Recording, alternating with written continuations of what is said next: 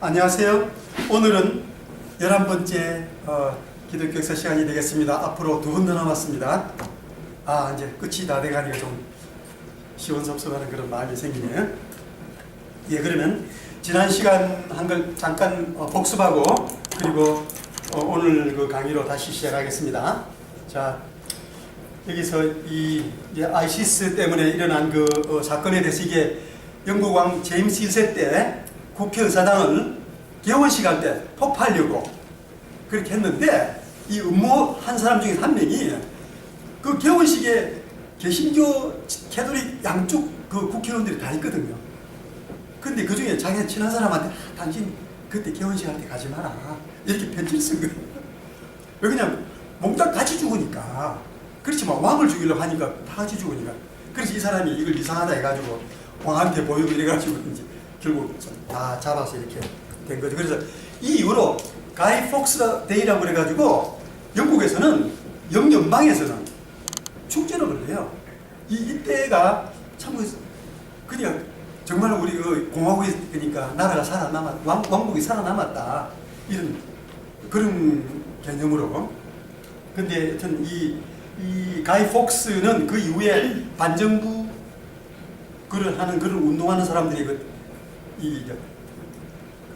상징이 된 거죠. 그러니까 대명사 상징이 돼가지고 이런 식으로 가면을 쓰고 이렇게 하는 거죠. 자, 그러면 이 8부에서는 개신교의 발전을 하는데 지난주에 그 44까지 했습니다. 그래서 오늘은 45의 경건주의까지 하면서 이 영국의 청교도들하고 개신교 정통주의를 약간 복습을 하시겠습니다. 자, 그러면 여기서 영국 이 왕들이 이 윌리엄 3세부터는 완전히 안정적으로 돼가지고 종교적, 정치, 경제, 종교적으로 이 윌리엄 3세까지 이제 보여드리는데 이 헨리 8세부터 상당히 이렇게 변화가 많습니다. 그래서 지난 시간에 말씀드렸듯이 이 종교개혁이 이게 영국의 종교개혁 역사예요. 영국은 이제 대륙은 신앙으로 시작해가지고 정치적인 이런 식으로 그냥 영주들끼리 싸우는 이걸로 되고 여기서는 정치적으로 시작돼가지고 헨리 8세 때 신앙적으로 이렇게 신앙을 더 순수한 신앙으로 가려고 이렇게 투쟁을 하게 된 게 영국의 종교개혁사입니다. 근데 영국은 그나마 다른 나라에 비해서는 신사나라답게 인명피해가 아주 적고 있긴 있지만 그렇게 종교개혁이 진행이 된 거죠. 그래서 윌리엄 3세까지 잘 가게 됐습니다. 예. 그래서 이 영국의 청교도들은 그 중요한 거는 미국의 그 청교도 정신이 와가지고 미국의 국가를 건립하는데 미국 정신을 기여했기 때문에 이 청교도가 아주 중요한 거죠. 그렇지만 맨 처음에 청교도라는 말은 이 좀 경멸적인 그런 뜻으로 이렇게 쓰게 됐습니다. 이 엘리자베스 1세는 지난 시간에 자세히 말씀드렸지만 하여튼 영국에서는 아주 훌륭한 그런 여왕이죠. 그래서 정말 이 천성적으로 어렵게 참 자랐지만 밝고 활기찬 성격에다가 참 좌절하지 않고 참 운동도 잘하고 제주꾼이고 정말 괜찮은 팔방미인 같은 그런 분이었습니다. 그래서 중용 정책을 함으로써 영국이 안정적으로 발전되면서 그 세계 제1의 국가가 되는 그런 길을 닦은 거죠. 엘리자베스 때는 그렇게 넘어가겠습니다. 이거는 웨스트민스터에서 그 양심의 자유를 이렇게 요구한 거죠. 개인의 양심의 자유. 그게 참 중요한 거 아니에요? 그래서 이게 처음이고 이 웨스트민스터 이때 쓴 그 신앙 고백은 상당히 이 장로교에서는 유명한 그런 게 웨스트민스터가 저게 건물 이름입니까? 아니면 장소 이름이에요? 건물 이름입니다. 건물 이름. 예. 런던에 있는 거예요? 예? 그렇죠. 예, 런던에 있죠. 그러니까 그게 왕의 안현실도 같이 다 붙어 있어요. 웨스트민스터 자체에 굉장히 큰 건물이에요. 그러니까 우리가 일반적으로 보면 국회의사당이라고 보는 긴 건물 있죠? 네. 빅벤이 있고 그 중에 일부예요. 이 제임스 1세가 아까 암살 음모를 당한 사람인데 이때 워낙 개신교를 탄압하니까 이 청교도들이 메이플라워 타고 이렇게 미국으로 가게 된 거죠. 근데 이 청교도들이 맨 처음에는 여기서 네덜란드로 갔다 네덜란드에서 어떻게 또 비에 갔는데 거기서 정착하려고 하니까 잘 했는데 잘 안 되니까 11년 만에 다시 이제 미국으로 이렇게 가게 된 거죠. 그래서 별 볼 일 없는 왕으로 이렇게 이제 평가된다는 걸 했죠. 그리고 사사건건이 이렇게 대립을 했는데 이 제임스 1세가 이렇게 하니 그 아들 찰스 1세도 더 강력하게 그 솔로몬 왕의 큰아들이 이 솔로몬한테 왕이 받고 나서 이 젊은 참모들의 말 듣고 몹시 압박해라 이렇게 됐잖아요. 그래서 결국 이제 나라가 갈라지게 됐잖아요. 이 제임스 1세의 아들이 꼭 그래요. 르호보암 같아요. 하여튼 그렇죠. 그렇지만 제임스 1세는 이 킹 제임스 역본을 하면서 여기에 굉장히 큰 기여를 했다. 이 킹 제임스 역본이 영어적으로 저는 영어 영문학자도 아니고 그렇지만 하여튼 영어가 굉장히 잘 됐다고 이렇게 말을 합니다. 그 영국 국기가 스코틀랜드하고 잉글랜드 합쳐서 이렇게 됐는데 뭐 그런 이야기가 있었고, 예, 이건 아까 말씀드려서 넘어갑니다. 자, 여기는 그 지금 그러니까 크로멜 때 전투하니 그겁니다. 이 부분은 그 개신교 쪽입니다. 그러니까 이 의회파라고 지금 여기는 그 왕이 카톨릭 쪽이기 때문에 왕당파 이렇게 부르는 거죠. 그리고 이 스코틀랜드는 장로교니까 개신교 이렇게 되고, 이 아일랜드는 캐톨릭 쪽이고, 그렇지만 하여튼 이런 식으로 전투를 해가지고 결국 이 크로멜이 이끄는 왕당파가 의회파가 이 왕의 쪽을 이겨가지고 이제 왕이 도망가게 되면서 이제 크로멜이 다 집권하게 되는 그런 게 된 거죠. 이 찰스 1세는 그 말씀드렸습니다. 이제 이때 그 방금 지도에 보내드린 그 크로멜한테 쫓겨나게 되는 그런 왕이 되는 거죠. 근데 보면 굉장히 어리잖아요, 사실. 아주 나이 얼마 안 되는데 어떤 그 선정을 베풀지를 못하는 거죠. 국민한테. 그러니까 국민들이 이게 왕을 두려워 반대하는 그런 식으로 되면 이게 민심이 떠나게 되는 거죠.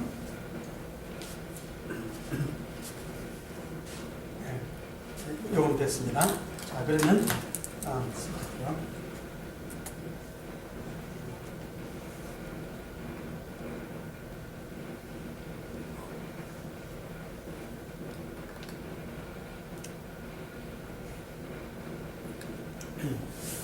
그래서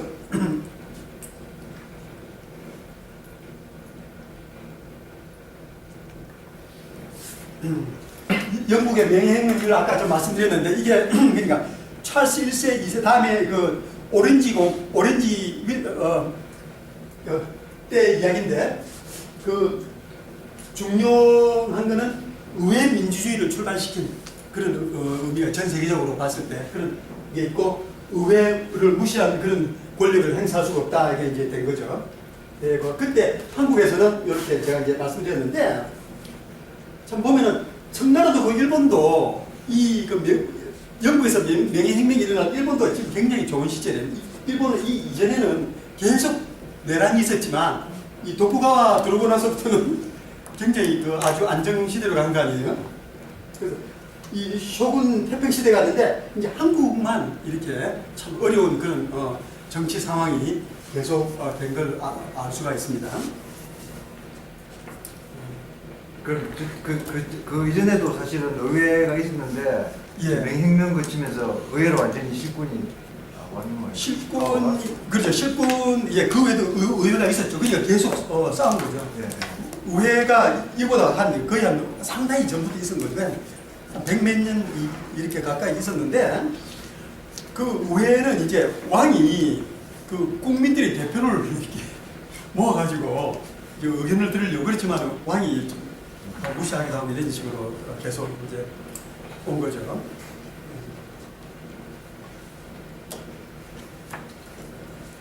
여기서 성공회가 이게 이제 그 당시에 명예혁명하고 나서 영국에서 만든 그 신조인데 뭐냐면은 이 믿는 사람이 이렇게 된다. 그걸 한 건데 캐톨릭하고 이 개신교를 상당히 중용을 취해가지고 공통분모를 이렇게 주로 했기 때문에 상당히 이게 아주 괜찮은 그런 겁니다.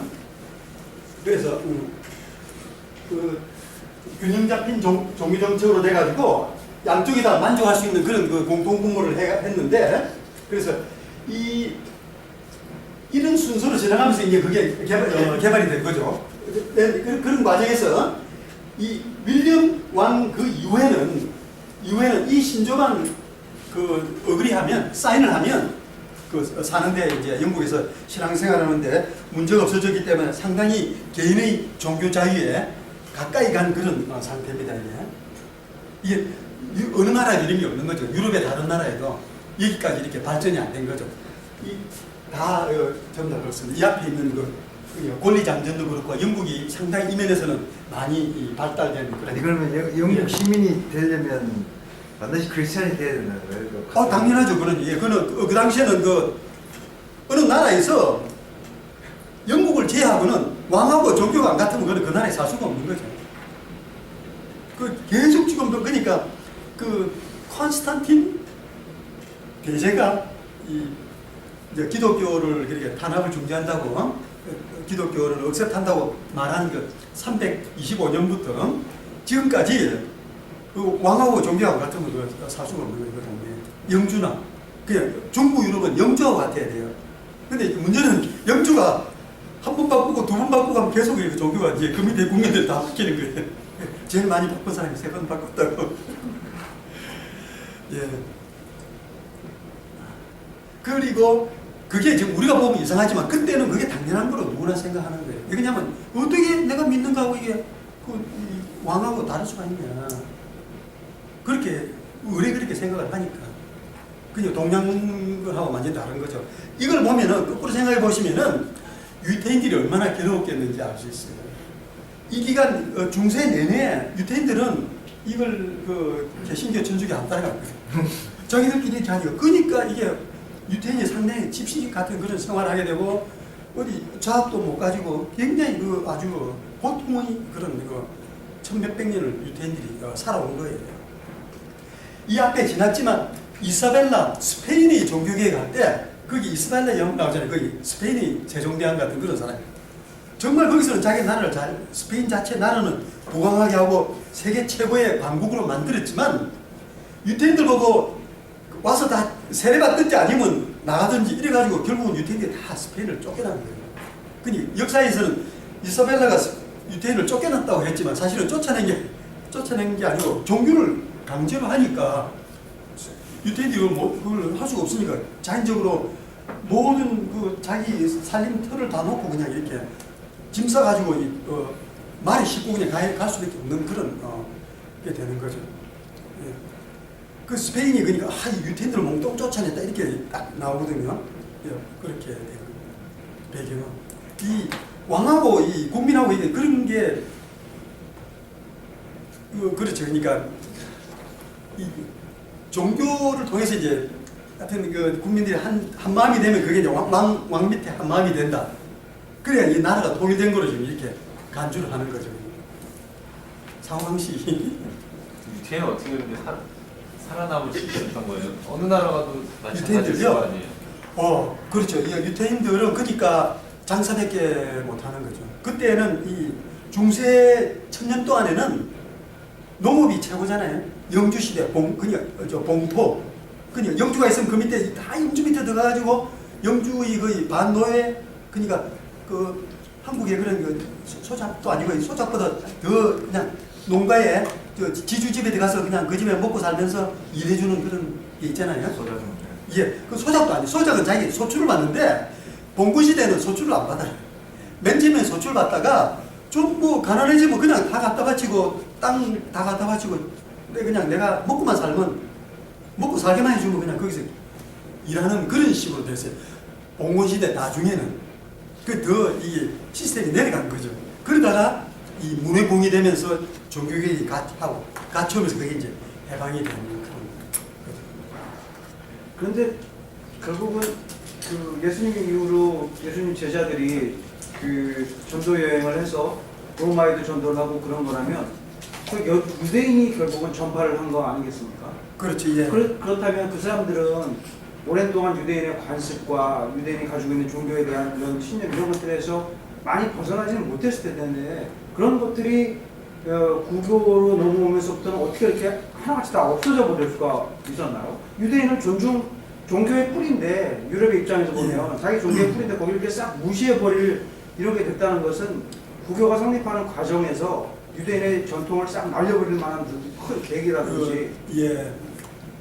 제가 지난번에 말씀을 안 드렸는데 마틴 루터의 공과 장단점, 잘한 점, 못한 점 있잖아요. 그 중에 못한 점 하나가 엔티세미티즘이 있어요. 유대인들 밖에. 그러니까 마틴 루터가 유럽의 그러니까 독일의 모든 영주들이 마틴 루터 밑에 들어간 거잖아요. 사실 영적으로 밑에. 그러니까 마틴 루터가 영주 보고 막 왜 이걸 안 하느냐 이런 식으로 막 꾸중도 하고 이렇게 영적인 리더가 돼가지고 하면서 이 탈무드도 불태우고 그냥 유대인들한테 종교 자유를 안 줬죠. 안 줬는데 그게 이제 좀 단점, 그러니까 좀 잘못한 것 중에 하나라고 하는데 더 거슬러 올라가면은 사도행전 후반부에 보면은 유대인들이 이 개신교 사상에서 완전히 손짓고 떠나는 그런 부분이 나와요. 사도행전이 끝나기 전에 벌써 유대인들이 완전히 이거는 우리는 이게 아니다 하고 갈라지는 게 나오거든요. 이제 거기서 우선 이제 신앙적으로 많이 갈라진 거죠. 유대 리더들이 회당장이니 뭐 이렇게 하는 분들이 거기서 예수님 중심으로 해서 하는 그런 제자 그룹이 있지만 그거 빼고는 나머지는 이거는 안 되는 거로 거기서 아예 그러니까 우선 선을 그은 건 그쪽에서 사실 먼저 그었다고 볼 수 있어요. 유대교 쪽에서.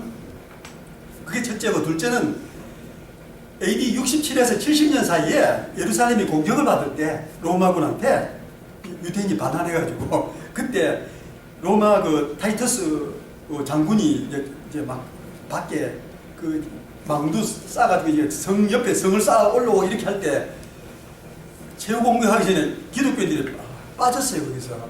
그러니까 유대인들은 그걸 이제 아주 안 좋게 생각하는 거죠. 기독교인들은 전쟁하지 말고 이게 항복하자. 그게 기독교 주장인데 유대인들은 옥사한다 이렇게 이제 됐기 때문에. 그리고 AD 85년에 유대인들이 기독교는 우리 적이다.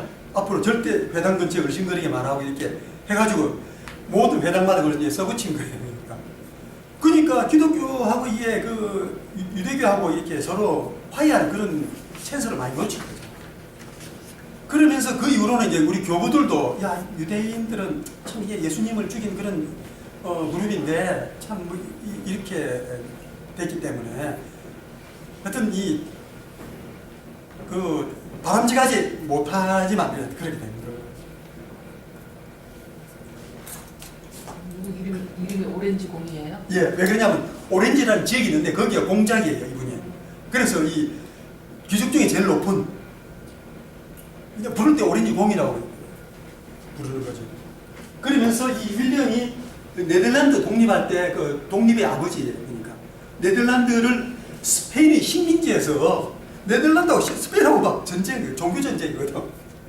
스페인은 캐톨릭에 완전히 합스부르크가의 사위면서 이렇게 왕을 하니까 완전히 신성 로마 캐톨릭 붙어가지고 교황하고 붙은 게 제일 붙은 게 스페인이에요. 스페인의 식민지가 네덜란드.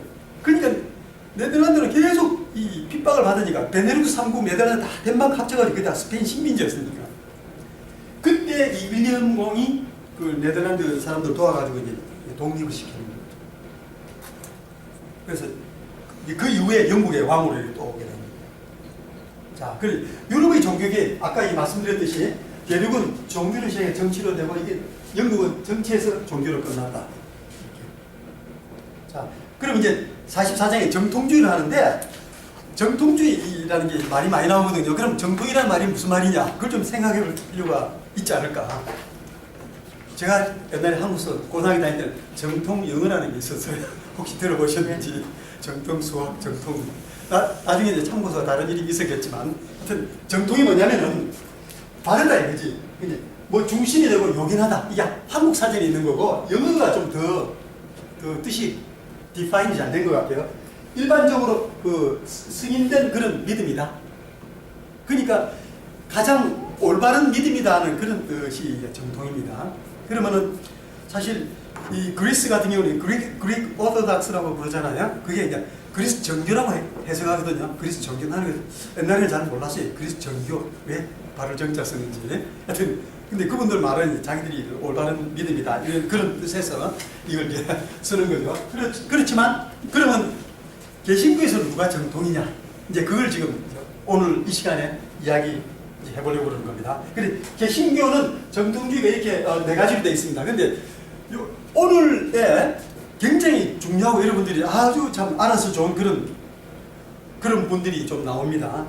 아주 좋은 게 있으니까 좀 기다려 보세요.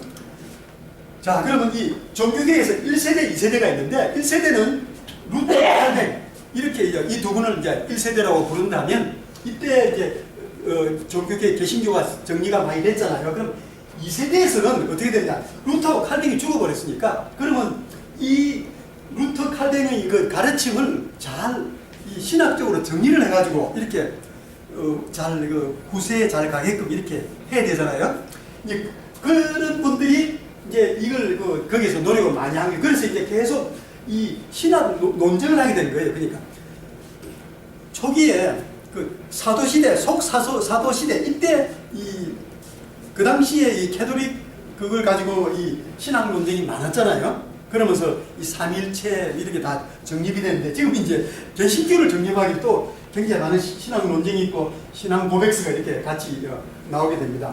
그렇지만 이제 세대가 이렇게 한 50년 지나면서 신앙의 열정이 좀 이렇게 식는 과정을 볼 수가 있는데 이 신앙의 열정이 식는 거는 미국도 마찬가지입니다. 청교도가 돌아가지고 나중에 아주 굉장히 재밌는 그런 걸 볼 수 있어요. 돌아가지고 굉장히 미국이 신앙적으로 아주 좋았는데 식은 기간이 한 50년, 60년. 그 다음에 또 굉장히 하나님이 붐을 일으키신 거예요, 미국에. 그러면서 큰 사건이 터지고 또 신앙이 좀 식었다가 또 하나님이 붐을 굉장히 크게 일으키셔가지고 또 큰 사건이 터지고 그런 걸 나중에 말씀드리려고 합니다. 자, 그러면 개신교에서 정통주의는 아까 이거 그대로 설명이고 여기서 개신교는 이야기하는 게 정통은 신약 성경에서 출발한다. 오직 성경 이런 걸 말할 수 있고 그리고 이 서방에서 우리가 이 기독교, 캐톨릭 합쳐가지고 그 정통의 원조는 오거스틴이라고 할 수 있습니다. 그러니까 지금부터 거꾸로 봐도 2000년 역사에서 이 신학적으로 제일 정통에 해당되는 분이 오거스틴이라고 말씀드렸잖아요. 그 나머지 분들은 다 오거스틴 밑에 들어가는 그런 문제됩니다. 그래서 여기서 이 예정교리 등 이런 게 이제 나오는 거죠. 이게 튤립이라고 이제 한번 말씀을 드렸듯이 그게 되고 그래서 이 정통과 비정통 뭐가 정통이냐 이거는 교파에 따라서 다르다 이거죠. 그러니까 이 기독교는 이게 아주 그래서 교파가 그냥 굉장히 많이 이렇게 여기에 따라서 나뉘게 되니까 그렇게 되는 거죠. 그래서 그런 정통 신앙을 회복하자는 그런 운동이 이제 나온다 이거죠. 그래서 이 개신교의 양대 산맥으로는 루터하고 이 개혁교회가 있는데 이거는 스빙더리 그다음 칼뱅 그런 게 이제 관계 개혁교회가 스위스고 루터는 독일 중심인데 이 스위스 중심한 개혁교회가 개신교 중에서 가장 잘된 모범적인 초대교회에 가까운 그런 교회라고 할 수 있습니다. 칼뱅이 했을 때가 그러나 칼뱅도 지난번에 말씀은 안 드렸지만 우리가 지금 돌아보면요 좀 약간 잘못한 점도 있어요. 칼뱅이 이단자를 박해를 했어요. 근데 그때는 종교자의 개념이 없으니까 칼뱅이 정말 이렇게 훌륭하고 정말 바른 분인데 그런데 그때 누가 이제 이단이 있으니까 그럼 너는 이단이 괜찮다 이건 종교자유다 이런 것까지는 생각이 못 간 거죠. 그때 시대가 못 간. 성경적으로 하신 거잖아요. 그렇죠, 예. 성경은 이단을 완전히. 그렇죠, 예. 예. 그래서 결국 칼뱅 때도 이단으로 해서 죽는 사람이 나옵니다. 아주 적은 숫자는 한 명, 두 명 이렇게밖에 안 되지만 이제 옥에 튀다 이렇게 이제 볼 수가 있는 거죠.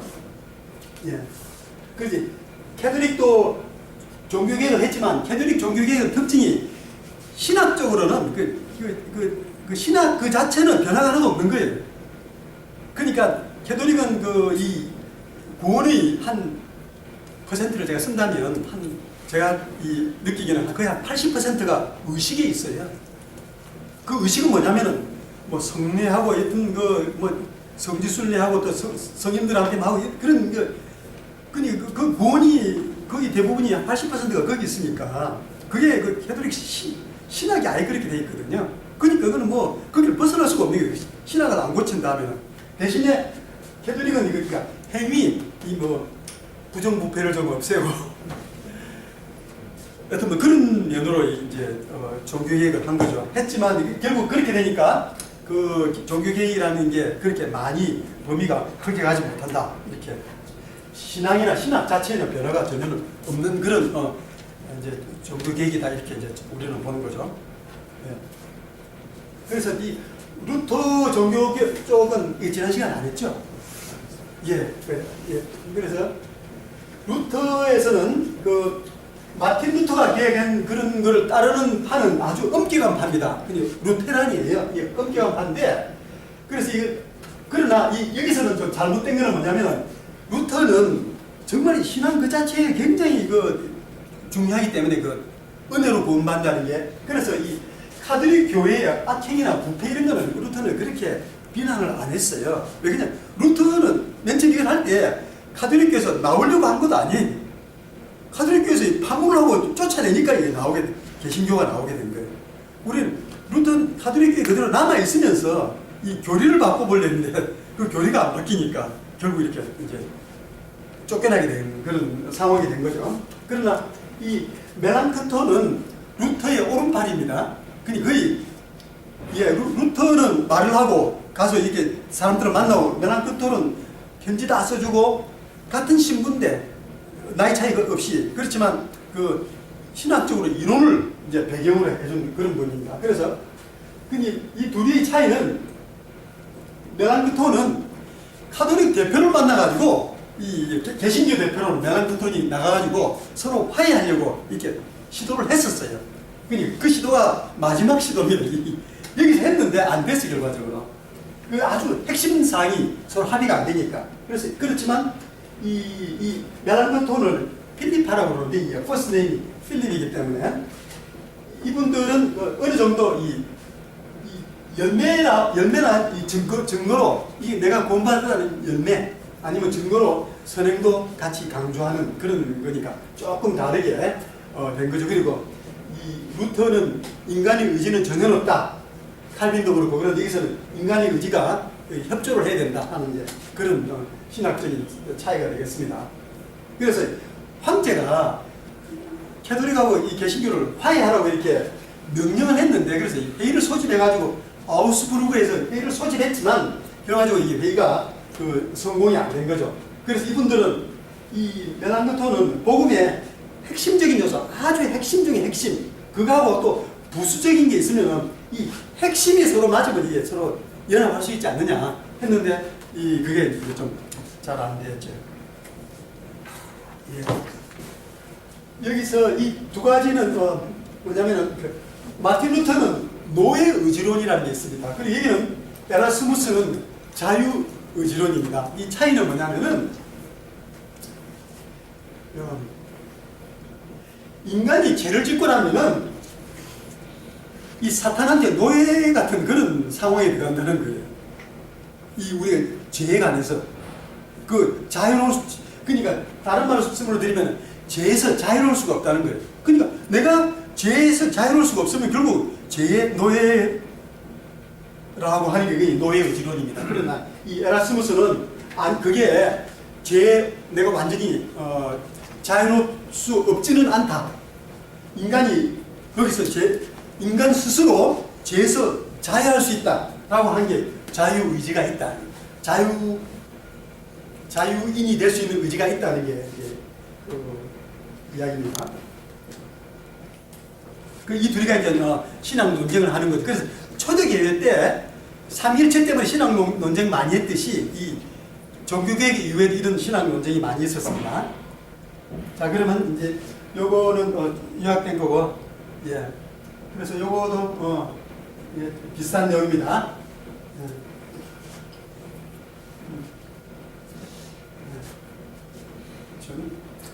이거는 또 이 칼릭스투스는 이 두 주의를 좀 그러니까 좀 그 믹스한 그게 되는데 이분은 어떻게 했냐면은 이 본질적인 거를 부정하면 이단으로 치고 무수적인 거를 부정하면은 그냥 오류로 하자. 이래 절충을 했는데 이게 아무도 양쪽 다 안 받아들여져 가지고 이거는 그냥 역사에서 없어져 버렸습니다. 아미니안, 이 아미니안이 이분이 그러니까 칼빈하고 반대파입니다. 그 구원에 관해서 그 아미니안은 원래는 그 칼빈주의를 자기가 이제 배우고 또 그렇게 하던 분이에요. 근데 이제 자기가 그 칼빈은 예지 예정론, 그냥 예지 예정론은 이 아미니안이 나온 겁니다. 일반 예정론이 칼빈의 예정론이 아니고 이거는 이 예지 예정론은 이 아미니안이 나온 거죠. 그래서 이 사람의 이 사상이 나중에 아미니안주의다 이래가지고 지금까지 상당히 이게 영향이 많이 있습니다. 감리교는 그 창시자 웨슬리가 이쪽입니다. 그리고 지금 개신교에도 상당히 많은 목사님들이 이 아미니안 이런 쪽이에요. 성결교단도 아미니안 쪽에. 예. 근데 이거는 아미니안은 그 이 구원에 대해서 인간의 의지가 어느 정도 조금 있다는 거고 칼빈은 구원에는 인간의 의지는 하나도 없다는 거죠. 그러니까 인간이 이 선택할 거나 이 선을 행할 거나 그게 전혀 없다는 게 이제 칼빈이 말하는 겁니다.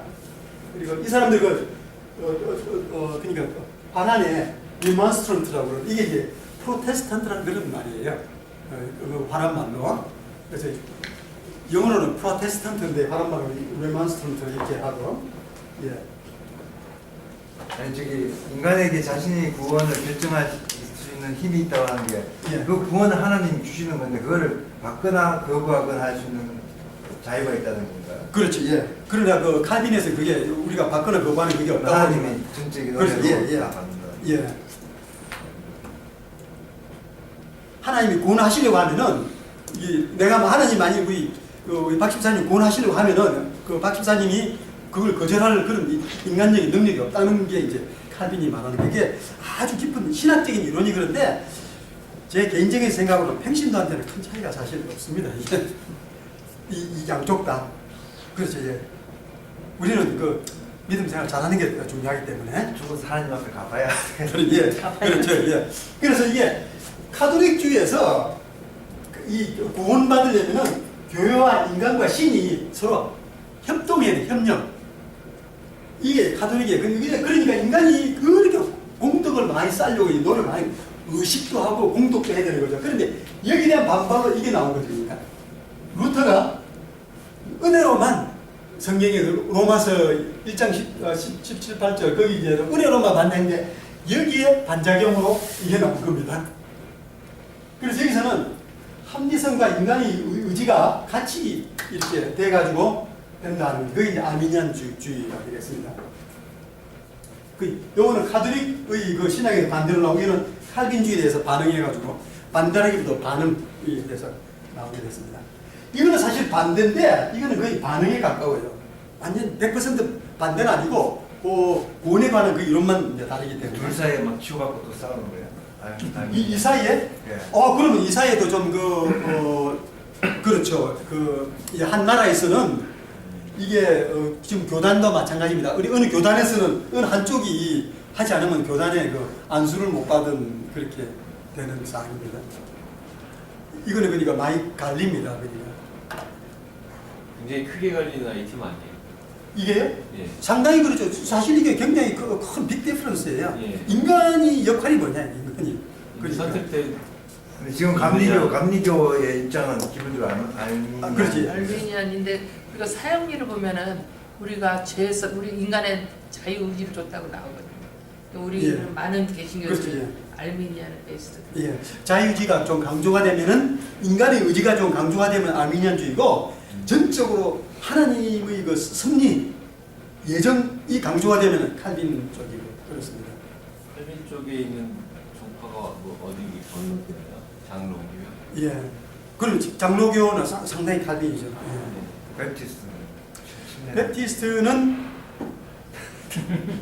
베프티스트는 말이죠. 이게 좀 이론이 여지가 있는 거는 그 안정이에요. 베티스는 각 교회가 예, 결정할 수 교회. 있어요. 그러니까 베티스 그게 그러니까 결정권이 교회로 내려와 있는 거니까. 이거는 결정권이 하늘에 있어요. 하늘 바로 밑에. 교황한테 결정권이 모든 결정권이 다 있고 점점 내려와. 베티스는 그 성도님들한테 성도님들이 회의해가지고 모든 걸 다 정하니까 목사님 하이어 파이어 뭐 목사님 자기까지 전부 다 일체를 다 정하기 때문에 그러니까 베프티스트는 그게 이제 아주 그런 교리를 굉장히 그러니까 민주로. 더 민주적으로 할 수 있어요. 왜냐하면은 전부 다 칼빈주의 믿으시오 이렇게는 하지 않으니까 그 각자의 맡길 수 있고 또 그게 이게 정말 본질적인 거냐 이론적으로는 본질적인 걸 모르지만 신앙생활에는 좀 그렇게 아주 이것 때문에 신앙생활 하는데 고민이 된다 걸림돌이 된다 이런 거는 별로 없잖아요. 그렇죠. 그러니까 그런 면에서는 머리카락 괜찮다. 반쪽을 짜게 된 예. 자, 그럼 이 알민지안주의가 이 칼빈주의를 먼저 보면 칼빈주의를 지난번에 말씀드렸어요. 이 칼빈주의를 먼저 보시고 여기서 인간은 전적으로 타락됐다 이거지.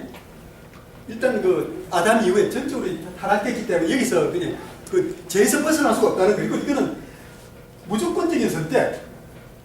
하나님이 이렇게 선택하신 이유는 무조건적인 선택이는 거기에 이제 우리가 벗어날 수 없다는 그런 겁니다.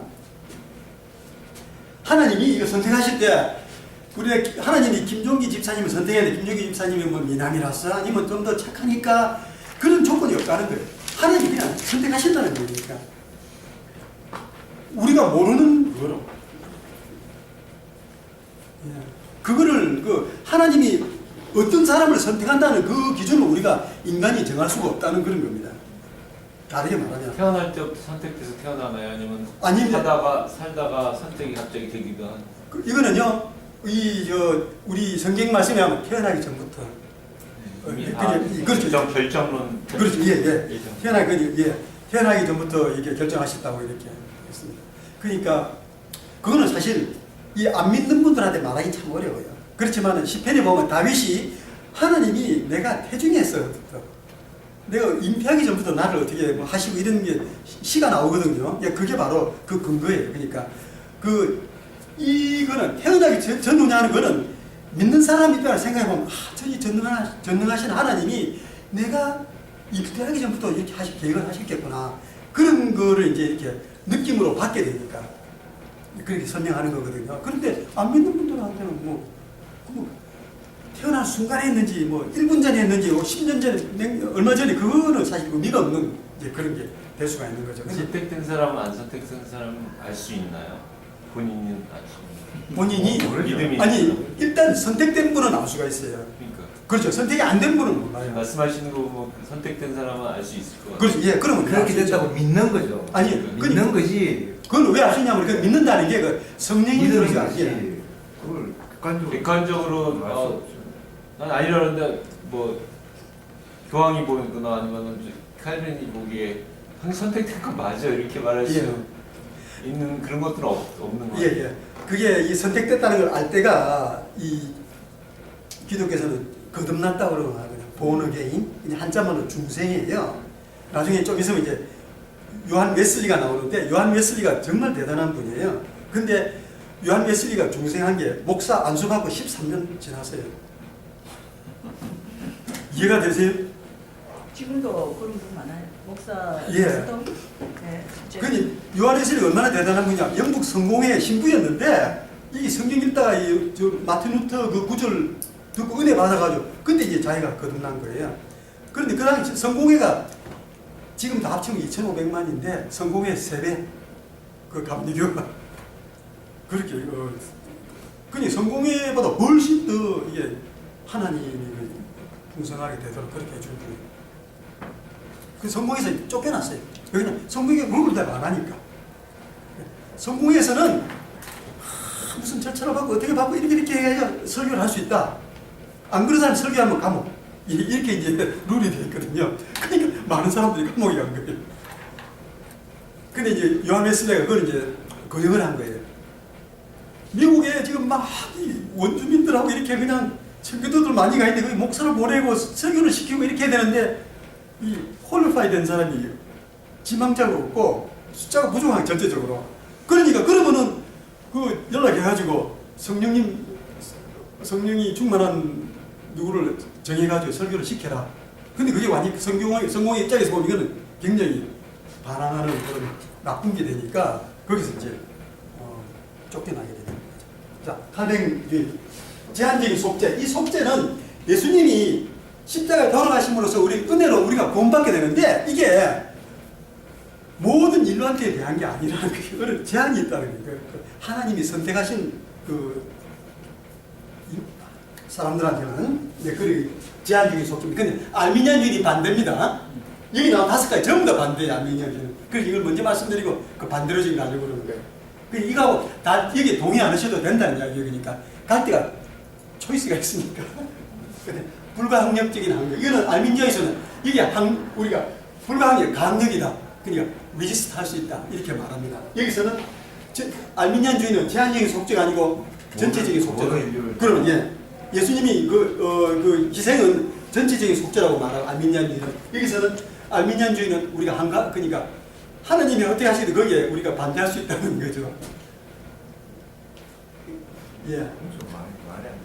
예. 그리고 이 성도의 개념은 하나님이 일단 한번 선택한 사람은 끝까지 구원의 길로 이르게 하신다는 게 이제 칼뱅주의인데 이 알미니안주의는 이렇습니다. 이 전체적인 타락이 아니고 부분적인 타락이다 이거죠. 그래서 인간이 그 자기 자유 의지가 있어가지고 하나님을 믿기로 선택할 수 있다 이렇게. 상당히 수긍이 갈 수 있죠. 예. 그리고 그 다음에 조건적인 선택이다. 그 칼빙은 무조건적인 선택이에요. 하나님이 선택하는데 조건이 없는 거예요. 그 말은 우리가 조건을 모르기 때문에 하나님이 아주 랜덤하게 컴퓨터 돌려가지고 이렇게 뭐 이 구원할 사람 찾으신 건 아닐 거거든요. 그렇지만 칼빈이 말하는 무조건적이라는 우리가 조건을 모른다는 건 이거는 하나님이 그 말이 그러니까 영어에 God knows, only God knows라고 하고 nobody knows하고 똑같은 말 아니에요? 그렇죠. 예. 그것도 예. 하나님이 어떤 게 선택하시냐면은 미리 하나님이 우리 최 집사님을 볼 때 우리 최 집사님은 태어나서 나중에 이제 있다가 결혼한 다음에 믿을 거다. 하나님 미리 아신 거예요. 그래서 그러면 내가 믿을 거니까 이제 우리 최 집사님 내가 구원한다. 그게 된 게 이 알미니안주의 해석이에요. 하나님 미리 아시고 이렇게. 그러니까 이거는 그 미리 알았다는 그 조건으로 이제 누구를 구원할지 정한다는 그런 뜻이니까. 보편적인 속죄다. 예수님이 그 속죄 그거는 누구한테나 해당이 된다.